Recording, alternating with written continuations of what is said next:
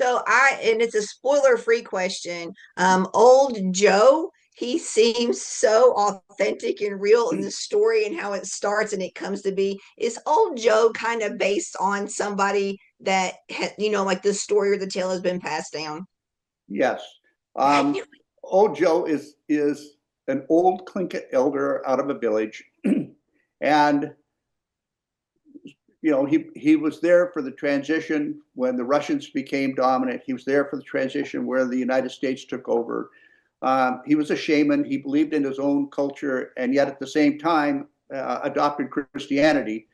But he was taken from a guy who I met in the little town of Tenakee Springs, Alaska, about 40 years ago. I was on a hunting trip, and I'd killed a couple of deer, and I was with a friend, and we had them in backpacks, and we were coming down a mountain, and we looked behind us, and there was a great big brown bear following us at about 50 or 60 yards. And we'd stop and turn around, and he'd stop. And we go about another 300 or 400 yards and turn around, and he'd still follow us, and he'd stop. And we finally got down where we met this old Tlingit hunter who was sitting on a stump. And we told him what was going on.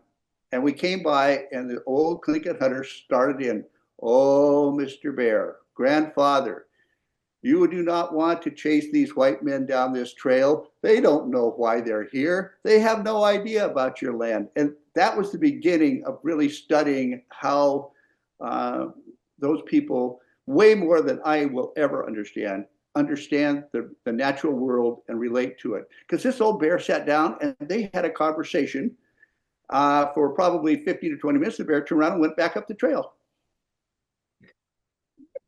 that's so Just cool. I knew it.